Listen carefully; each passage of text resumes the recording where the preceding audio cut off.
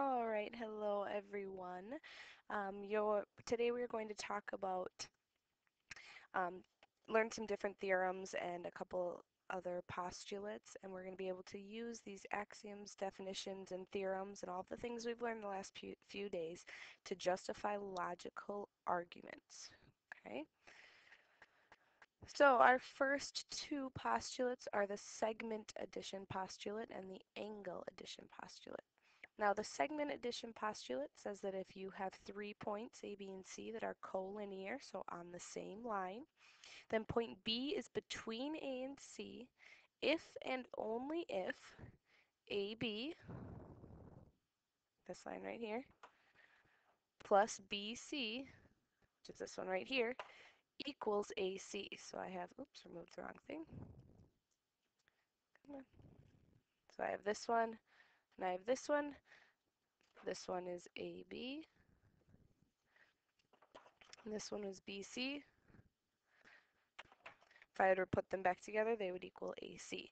Same deal for the angle addition postulate. If you have if you have a big angle ABC and point D is in the interior, so that's this right here, in the interior, if and only if the measure of angle ABD plus the measure of angle DBC makes that whole angle ABC. Okay, so that blue and that green angle, those two added together, should equal the red angle.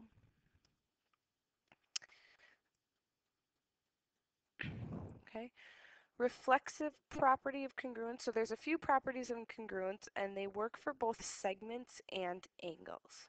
Okay, so we'll start with the reflexive property of congruence. That's just saying that for segments, segment AB, so if you have segment AB, it's obviously going to equal segment AB. It equals itself. Okay. Same with angles. Here's angle 1. Angle 1 is going to equal itself. Okay. Pretty basic property, but it is a property nonetheless. The symmetric property of congruence says that if you have two segments, so segment AB and segment CD, so this is AB and CD, if AB equals CD, then obviously CD is also going to equal AB. Okay. Same thing goes with angles. If angle 1 equals angle 2, angle 1 equals angle 2, then obviously angle 2 is going to equal angle 1. Okay. If they equal each other one way, they're going to equal each other both ways. The transitive property is probably the most difficult one for the properties of congruence. So if you have segment AB, this one right here, and it is congruent to segment CD, this one right here, and you know that segment CD, so again, this one right here, is congruent to segment EF. Okay, so if they're equal to, if AB and CD are congruent to each other and CD and EF are congruent to each other, then obviously AB and EF are also going to be congruent to each other. Okay, if they're both congruent to CD, they're going to be congruent to each other. Same goes with angles. If you have angle 1 is congruent to angle 2, and you have that angle 2 is congruent to angle 3, both angle 1 and angle 3 are going to be congruent to angle 2, which means they're going to be congruent to each other. The supplement theorem says that if two angles form a linear pair, then they are going to be supplementary angles. This is one we've learned before, okay? So if you have two angles on a line, here's my line right here, and this ray makes my two angles 1 and 2, then we know that those two angles are going to be supplementary. Supplementary adds up to 180, so I know that angle 1 plus angle 2 equals 180 degrees. The complement theorem is very similar to the supplement theorem.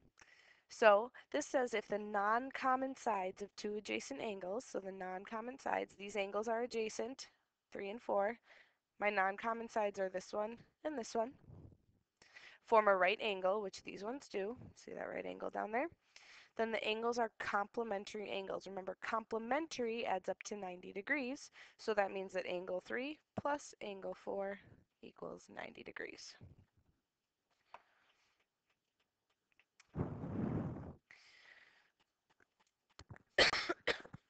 Excuse me, getting over a cold still. The congruent supplements theorem says that two angles supplementary to the same angle or to congruent angles are congruent to each other. Okay, so if I have angle 1 plus angle 2 equals 180 degrees, and I have angle 2 plus angle 3 equals 180 degrees. Easiest way to explain this one is by example. So let's say I picked angle 2 to be 100 degrees, for example. Another example here, angle 2 is 100 degrees. And I want it to equal 180. I need to figure out what I'm going to add to it. Okay, obviously 100 plus 80 gives me 180 degrees. And that'll go for both sides. So if you notice, angle 1 ends up as 80 degrees, and angle 3 also ends up as 80 degrees. Okay, so that's saying that they are both supplementary to the same angle, that angle 2, and that means they are congruent to each other. Congruent complements theorem says the exact same thing, only instead of 180 degrees, I'm going to use 90 degrees. So I have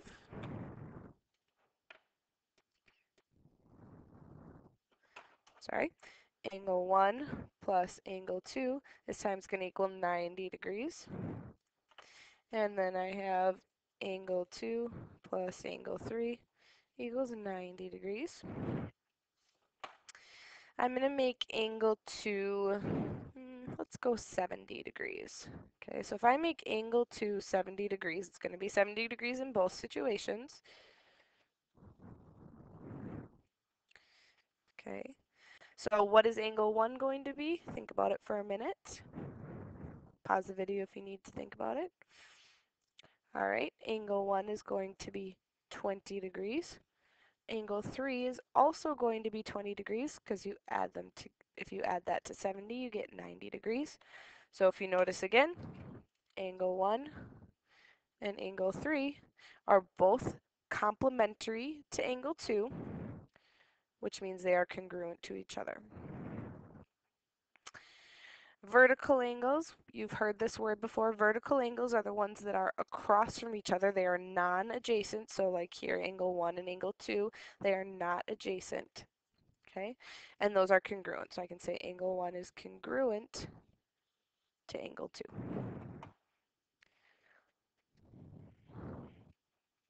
Our last thing, we have a few right angle theorems. Okay, there's 5 of them. The first one says that perpendicular lines intersect to form 4 right angles. So if these two lines right here are perpendicular to each other, that means that all 4 of these angles are right angles, or remember, a right angle is 90 degrees. Okay, all right angles are congruent. That one's pretty self-explanatory. If they're all right angles, that means they're all 90 degrees. Congruent means they're the same. 90 degrees is the same. Perpendicular lines form congruent adjacent angles. Okay, so here's my perpendicular lines. This one and this one, they're perpendicular to each other. Okay.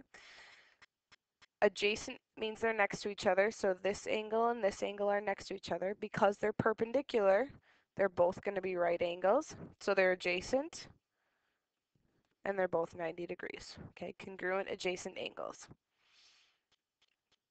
Okay. If two angles are congruent and supplementary, then each angle is a right angle. Okay, we can use the picture up here again. I'm going to use that same picture, the one that looks like this.